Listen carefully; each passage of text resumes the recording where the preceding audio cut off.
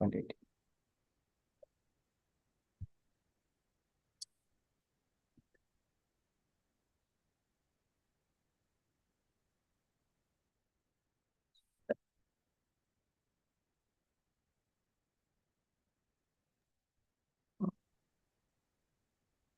Okay, so 9.18. Can you read after me? I think we read this yesterday by mistake. Anyway, but there's nothing mistake. Reading Gita is always good. Okay. Gatir Bharta Prabhu Sakshi Nivasa Sharanam Surhat Prabhava Pralaya Sthanam Nidhanam Vedam Abhyayam. Read the translation again.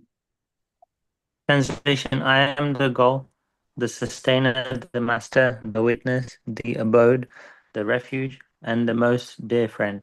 I am the creation and the annihilation, the basis of everything, the resting place, and the eternal seed. Read the purport as well. Purport: Gati means the destination where you want to go, but the ultimate goal is Krishna, although people do not know it. One who does not know Krishna is misled, and his so-called progressive march is either partial or hallucinatory.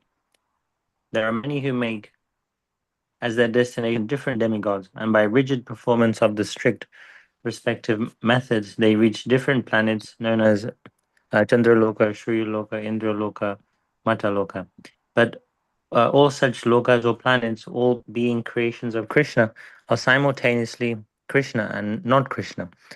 Such planets, being manifestations of Krishna's energy, are also Krishna. But actually, they serve only as a step forward for realization of Krishna.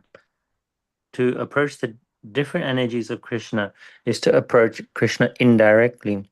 One should directly approach Krishna, for that will save time and energy. For example, if there is a possibility of going to the top of a building by the help of an elevator, why would one go by a staircase step by step? Everything is resting on Krishna's energy. Therefore, without Krishna's shelter, nothing can exist. Krishna is a supreme ruler because everything belongs to him and everything exists on his energy. Krishna, being situated in everyone's heart, is the supreme witness. The residences, countries, and planets on which we live are also Krishna. Krishna is the ultimate goal of shelter, and therefore one should take shelter of Krishna either for protection or for annihilation of his distress. Good. Read further. Could you scroll up, Prabhuji? And whenever we have to take protection, we should know that our protection must be a living force. Krishna is a supreme living entity, and since Krishna is the source of our generation, or our supreme father, no one can be a better friend than Krishna. No one, nor can anyone be a better well-wisher. Krishna is the original source of creation and the ultimate rest after annihilation. Krishna is therefore the ultimate cause of all causes. Yes. So this verse is continuation of how we can see Krishna in so many aspects. So yeah, I'll show you something.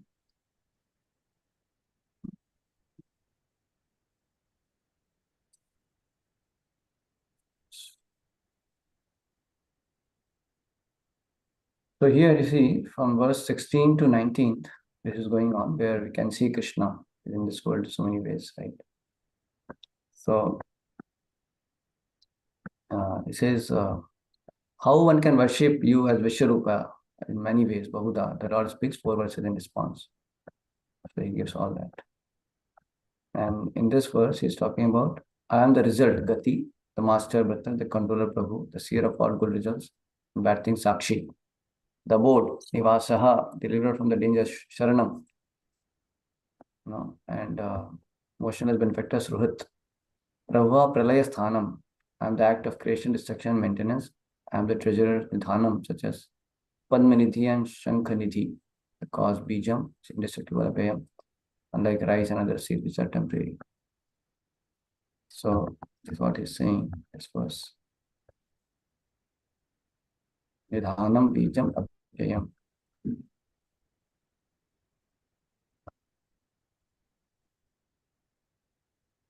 You see here.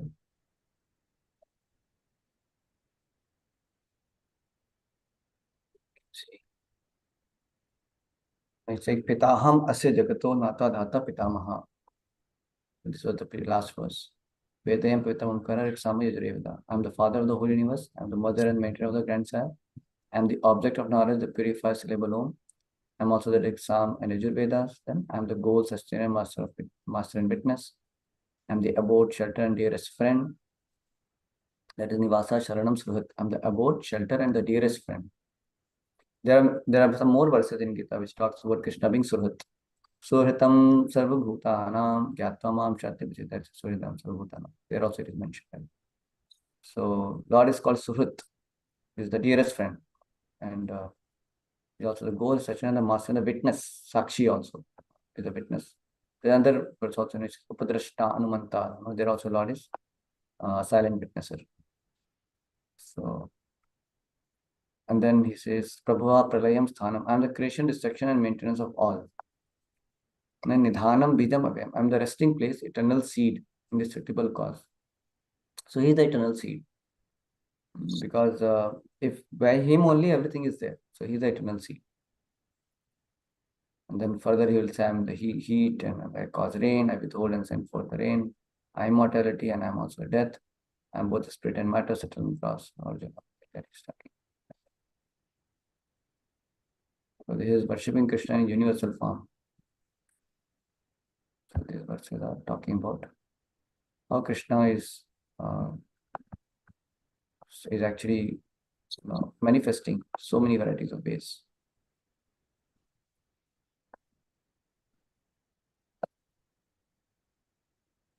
Going back to here, purport.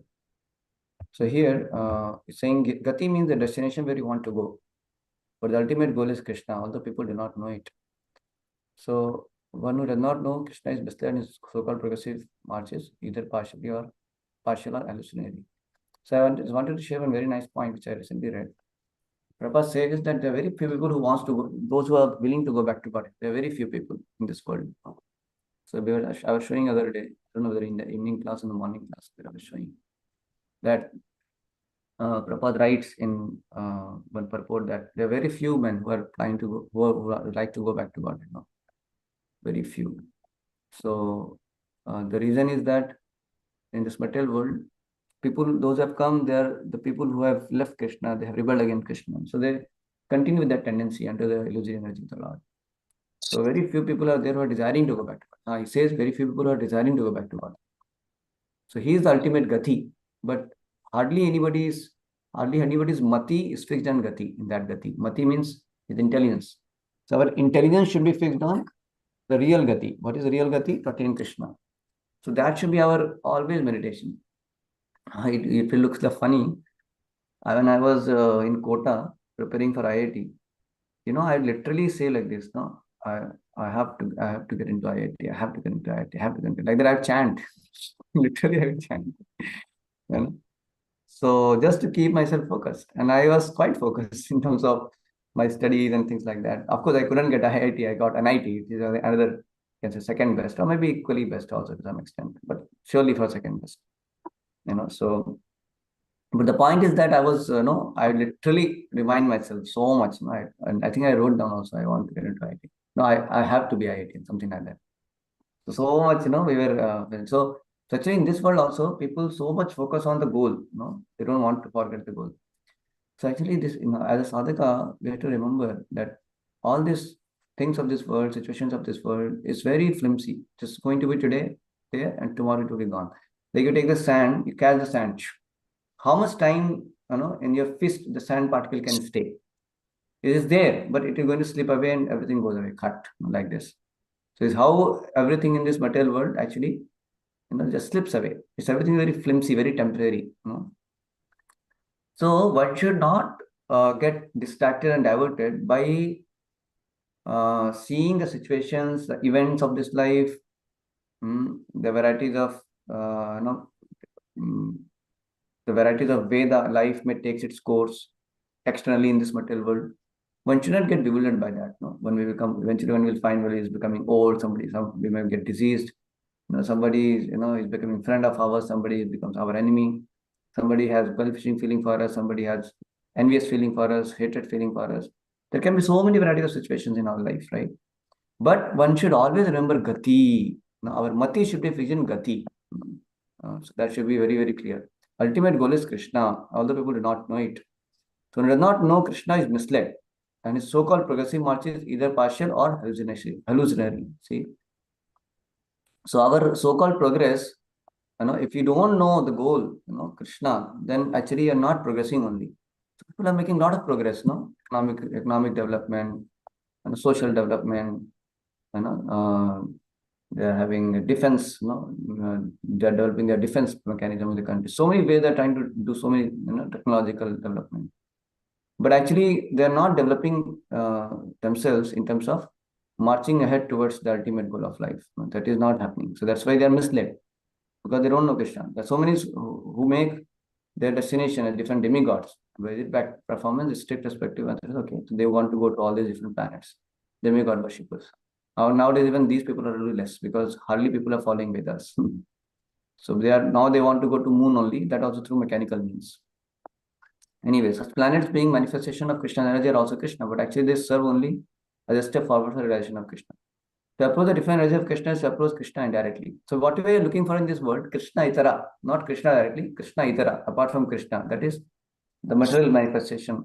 So when you are actually running after all the different energies of Krishna, actually you're looking for Krishna, but you are misled. You're misled.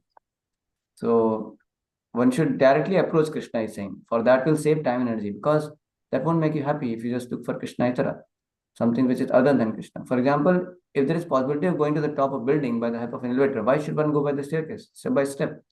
Everything is resting on Krishna's energy. Therefore, without Krishna's shelter, nothing can exist. Krishna is the supreme ruler, because everything belongs to him and everything exists on his energy. So everything is resting on Krishna's energy.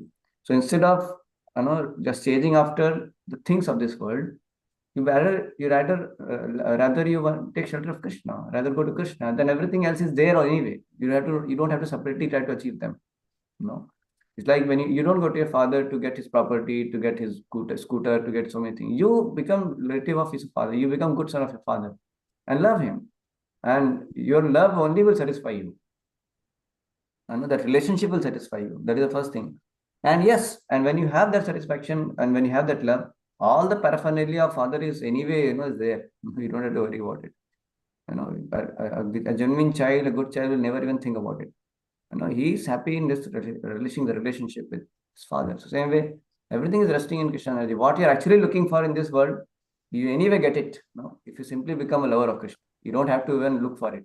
But the point is that when you actually look for Krishna, you develop love for Krishna, you don't want anything of all this stuff anyway. Like Dhruv Maharaj. Dhruv Maharaj, he was looking for kingdom. He went to Krishna, he got it, he got the darshan of the Lord. And the Lord said, okay, take the kingdom now. Then he says, Kacham Vichinno Api Deviratnam. I was looking for broken pieces of glass, I got you, oh my Lord. So see, for a devotee on back and call things are there, but Lord anyway gave him. But he was not he didn't want to enjoy all that anything. So you can see, actually everything is there for the devotee, but devotee is not interested in all these things. Devotee is interested in Lord only. So saying everything is resting on Krishna's energy. Therefore, without Krishna's shelter, nothing can exist. Krishna is the supreme ruler, because everything belongs to him and everything exists on his energy. Krishna being stood in everyone's heart is the supreme witness. The residents, countries, or planets on which we live also are Krishna. So when we are living here in this room, living in this building, we should know that I am actually Krishna is my supporter. I'm living because everything is resting on Krishna. Krishna is the shelter and supporter. So he's supporting. That's why I'm able to stay in this room. So all the residents and countries will live also Krishna. Krishna's ultimate goal of shelter. And therefore one should take shelter of Krishna either for protection or annihilation of his distress. So one should approach Krishna only for all kinds of distress and any danger. And whenever we have to take protection, we should know that our protection must be a living force. Krishna is the supreme living entity. And since Krishna is the source of all our generation, of the Supreme Father, no one can be better friend than Krishna. Nor can anyone be better well-wisher. Krishna is the original source of creation and ultimate rest after annihilation. Krishna is therefore the eternal cause of all causes. So it's so amazing verse actually. How Krishna is our Sujit, he's our real well-wishing friend. He's our supporter. He's our, shelter. So he's our maintainer, he's our protector. So you can see how Krishna is is everything for us. No? So that's a verse also, no? Bhaktivinoda Thakur prays in Vaishnava Song, no? He says, भकत ने जनक जनानी दैता तनया प्रभु गुरुपाति तुहु सर्वमोया. He says, भक्ति विनोदा कहे सुनो कान राधानाथ तुहु हमारा Parana. So he's saying that, oh Lord, you are my Janaka, my father, my Janaki, Janani, my mother, Dayita, Dayita Tanaya, my, I think Dayita means, I think son also, son and, and my relative, everything. So Dayita Tanaya. Prabhu Guru Pati, you are master, my spiritual master, Pati, my maintainer, Tuhu Sarvam, you are everything for me, like that. So devotee sees how everything what he is getting in this world is actually all from Krishna. So Krishna is only, everything for him. He is the only protector, he is the only friend, he is the only shelter, he is the only maintainer. So this kind of consciousness, is actually real Krishna consciousness. So gradually as we grow, we should see Krishna like that. Otherwise, what happens? We take indirect support. No? So it is not directly Krishna. No? Something which is not, it's manifestation of Krishna, but we forget Krishna and we just try to take those kinds of shelter. But that way we will not be actually acknowledging Krishna's personality, and we are actually not having that consciousness of Krishna being our is the source of all that what we are looking for also, or whatever shelter we are taking also. So that we are disconnected from Krishna, and that's Maya actually. And that's why we don't get the true satisfaction and true shelter also. Like those who go for demigod worship, when they don't go to demigods, understanding demigods are part and parcel of Krishna, then actually they're misled. That's why they're not Krishna conscious then. And that's how they will suffer, because then they go to demigod for material desires, they get some material desires, but they remain in this material only, stuck in this material, you see. Because if you are not looking for Krishna directly, you won't get Krishna. You are looking for something other than Krishna, which is Krishna manifestation, Krishna's energy. Then you remain caught up with that only. Ravana was looking for only Mother Sita, not Lord Rama. So that way, so in this world also people, and why people don't look for Krishna? Because they don't want to love Krishna. But they're selfish. So they want to look something Krishna itara. But what Shastra says, Nate vidu swarthakatim, your real selfishness, your real self-interest is in actually serving Krishna, pleasing Krishna. Then only you can truly become happy. Okay, I'll pause here. Any comment or reflection anybody has? Here and then. Pause for the day. Yes. Quick reflection. Yes. Prabhuji, I just want to ask you, what is the direct worship of Krishna? Is it chanting and hearing or remembering Krishna, or there is some other method of direct worship? Krishna? No, this is the only method. This is the only method. And when you do chanting nicely, when you do reading, you do hearing, that's a direct devotional service. Then you can see things connected to Krishna also. It becomes easy for you. Then you can remain Krishna conscious. Because now all the energies are nothing but manifestation of Krishna. Then you will remember Krishna. Yeah. So remembrance of Krishna will happen by hearing and chanting only. Okay. We are doing this same thing only. See what we are doing, you are hearing now. Correct? I am chanting, I'm reading Gita, and you are hearing. All of you are hearing. So this is the process of remembering Krishna. By that what happens? What is happening? See, we are able to remember Krishna so much. Then when you're sitting in the room, I'll think of Krishna. Correct? Remembrance will come. Yeah, so this is the process. The process is very clear. Shravanam Kirtanam Vishnu Swaranam Padasayanam Artanam Vandanam Dasam Sakhyam Atma Nivedanam. Hearing, chanting, remembering. Shravanam Kirtanam Vishnu Swaranam Archanam. Worshipping means directly you can worship the deity also. Vandanam, offering prayers to the Lord. Dasyam, carry out the orders of the Lord, being servant, carrying the order of spiritual master, devotees. Archanam Vandanam Dasyam. Sakhyam, understanding Lord is your supreme well-wishing friend. Archanam Vandanam Dasyam Sakhyam Atma Nivedanam, and offering everything to Krishna. Manas Deho Vijay Kuchumar. Everything is there. Understand it's all property of Krishna, and you use it in Krishna's service. Engage everything, your property, your money, your relatives, your energy, time, everything is for Krishna. So engage all that in Krishna's service, in propagation of Krishna consciousness, in helping this mission to get spread like that. Clear now? Yes, clear. Thank you. Yeah. So this is a direct process. You have to do that. It's not like we have to give up everything and then go and think about Krishna in different way. No, the process is hearing chanting. And when you do that, automatically you remember Krishna more and more. Yes. And engage in service and many things like that. Yes. Hare Krishna, Dandava Pranams, everyone. Good morning. Hare Krishna. I was Yes. just thinking of this verse that might answer the nice question. Or what is the process? There's Antya Leela, chapter 4, verse 71. Sri Chaitanya Mahaprabhu says, of all the processes of bhakti, the chanting of the holy name is the best. Yeah. Tare madhya sarvasheshta nama sankirtana niraprade nama lale prabe prema dhana. Exactly same You verse? know that. Yeah. Nice. That's it. I know the verse, you know the essence. Jai. Yes. Correct. And it's so easy to get diverted from the actual goal and to think that something else is the goal. Yeah. When most of the world is thinking that the goal is something else, it's really easy to get sidetracked. Yeah. So there only it is said first, the Navavida Bhakti is the way we actually engage in devotional service, Navavida Bhakti. Among all the processes, the Navavida Bhakti he says. And then he says, in Navavida Bhakti also, service, amidst that Navavida Bhakti, the Nama Sankirtan is the highest. Like that he says. Like I can share the screen also with you. You can see here. So what he says, Bhajanera Madhya Sreshta Navavida Bhakti. See, so among the ways of executing devotional service, the 9 prescribed methods, which I just mentioned, Shravanam, Kirtanam, Vishnu. For these processes have a great potential to deliver Krishna and ecstatic love for him. And then he says, for the Tare Madhya Sarvashreshta Nama Sankirtan Niraparade Nama Laila Praya Prema Dhana. Of 9 processes of devotional service, the most important is to always chant the holy name of the Lord. Even does so, avoiding the 10 kinds of offenses, one very easily obtain the most valuable love of God. See, this is how it is. Clear now? Thank you, Mataji, for sharing this. Anything else you wanted to add, Chaitanya Mataji? If you want to add something else. No, this the purport is so beautiful and comprehensive. It answers all the questions. Thank you, Prabhu. Hare Krishna. Arya Prabhu, Virat Prabhu. Hare Krishna. Yes, Prabhu. Hare Krishna, Prabhuji. Yeah.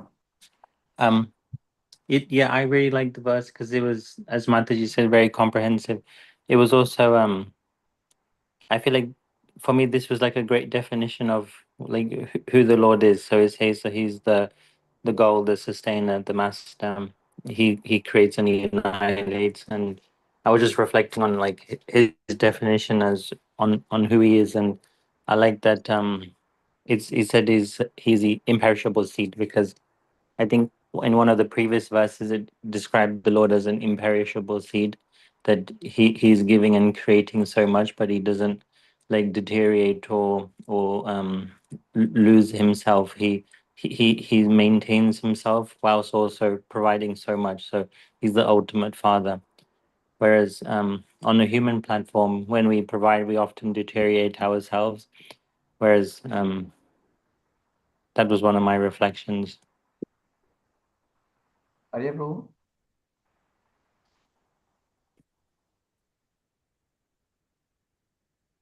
Hare Krishna Prabhu. Hare Krishna.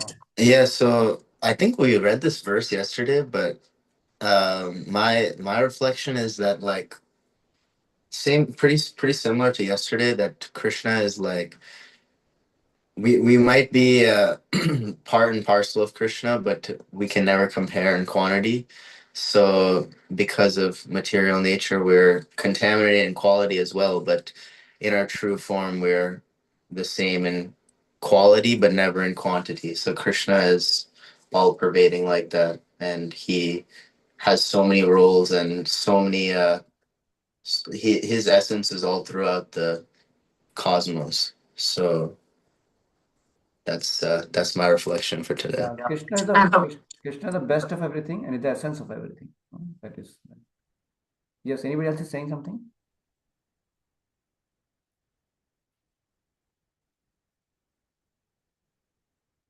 Okay. Okay. Fine. Then we'll pause here. Hare Krishna. Srila Prabhupada ki jai. Hare